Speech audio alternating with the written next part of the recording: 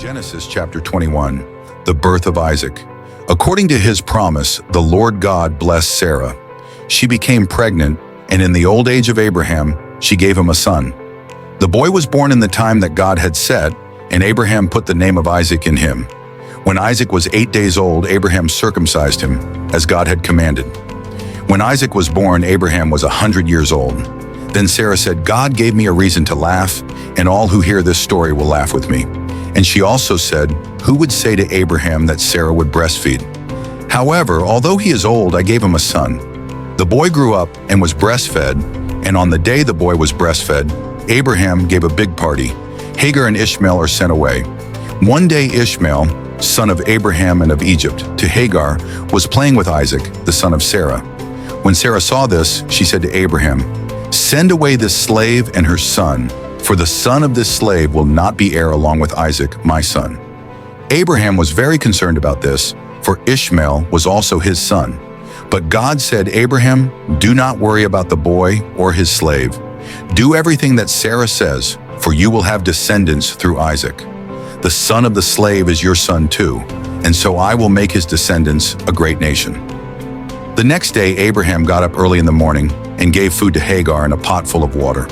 He put the boy on her shoulders and told him to go away. And Hagar went away, walking without direction through the desert of Beersheba. When the water of the pot ran out, she left the boy under a little tree and went to sit 100 meters from there. She was thinking, "I cannot bear to see my son die." She sat there, and the boy began to cry. God heard the boy's cry, and from heaven the angel of God called Hagar and said, "Why are you worried, Hagar? Do not be afraid, for God heard the boy's cry. There where he is. Come on, pick up the boy and take him by the hand. I will make of his descendants a great nation." Then God opened Hagar's eyes and she saw a well.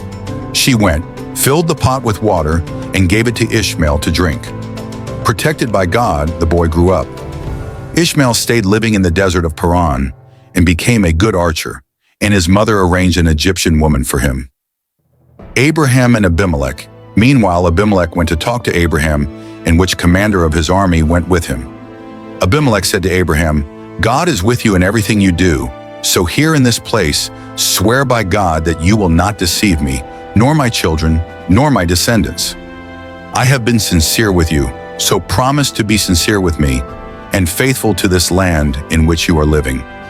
"I swear," said Abraham. Abraham complained to Abimelech because of a well that Abimelech's servants had taken by force. Abimelech explained, "I do not know who did this. You never told me anything, and this is the first time I'm hearing about it."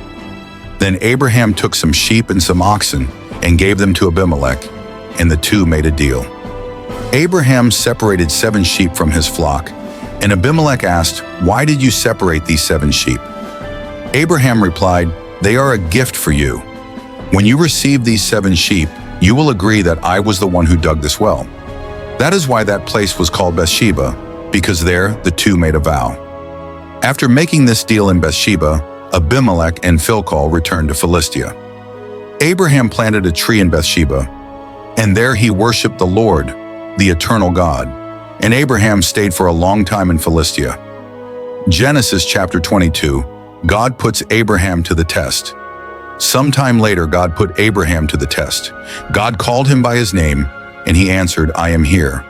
Then God said, "Now take Isaac your son, your only son, whom you love so much, and go to the land of Moriah, there in the mountain that I will show you. Burn your son as a sacrifice."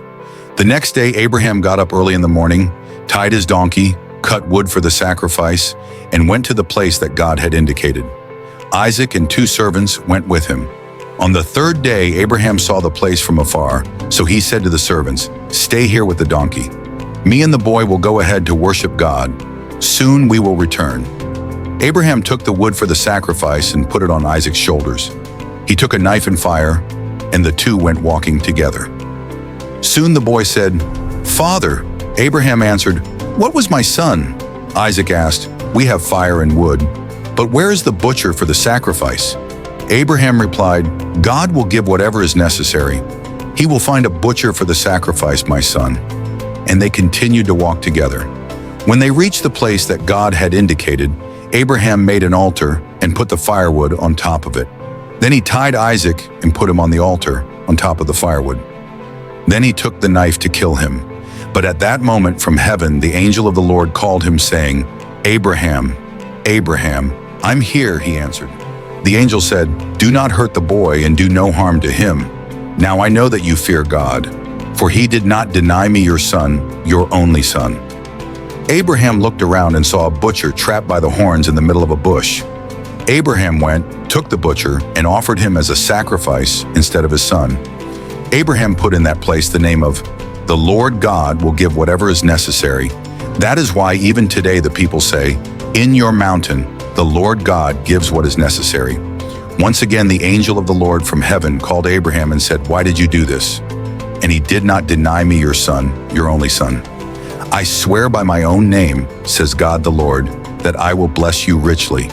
I will make your descendants be as numerous as the stars in the sky, or the grains of sand on the beach of the sea, and they will overcome the enemies. Through your descendants, I will bless all the nations of the world, for you did what I commanded." Abraham returned to the place where his disciples were, and they all went together to Beersheba, where Abraham stayed.